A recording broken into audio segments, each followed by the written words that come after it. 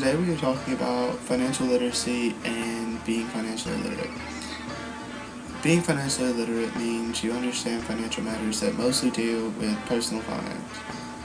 Things such as credit cards, credit card debt, mortgages, and just other things like that.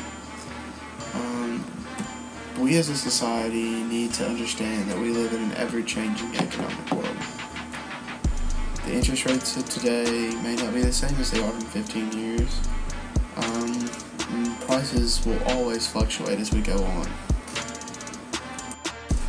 Let's start with credit cards and how they make you feel like you're in a better financial state than what you actually are. Most credit card companies try to get you when you're as young and naive as possible. So when you first get to college.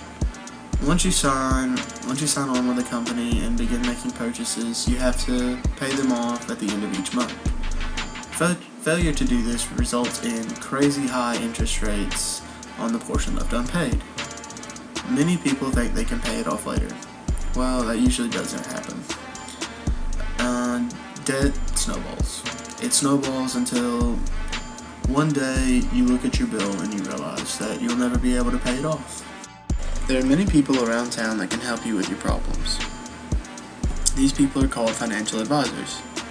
They help you with all sorts of financial things. A man I went to, his name is Jim Weaver.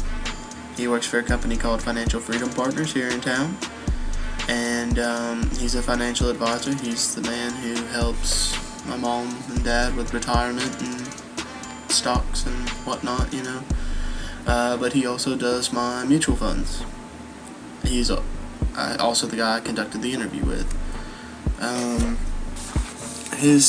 He gave me one important tip that he said, if I never remember the conversation again, just always remember every paycheck, put 10% of it away in a savings account.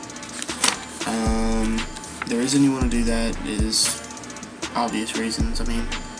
You have money there. You can use that money for mutual funds, emergency funds, just basically anything, obviously. And that leads me to mutual funds. Mutual funds are basically a pool of companies that are in this one stock, basically, that you continuously put money into, and it continuously puts money into those companies. Just like the stock market, but instead of you putting $100 in one company, you're putting it in $500. So what can you do when you get your first actual job? There are several things you can do. You can spend the paycheck and start doing paycheck to paycheck living. That's what a lot of people in America do. Or, if your paycheck allows it, you can do stocks and bonds. And you can also set up your 401k, which is like a retirement account. It's kind of, you put in money and then your employer matches that money, basically. Some companies do that.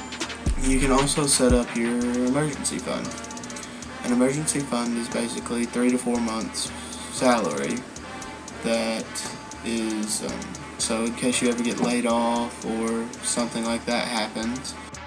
I believe the most effective way to teach financial literacy would be to implement a mandatory financial literacy class. This class would be at the high school level. It would teach things such as mortgages, credit card debt, and just basic other things you would do as an adult. Also taking other business classes at school and like life classes. It's also very helpful, and they can also be easy A's.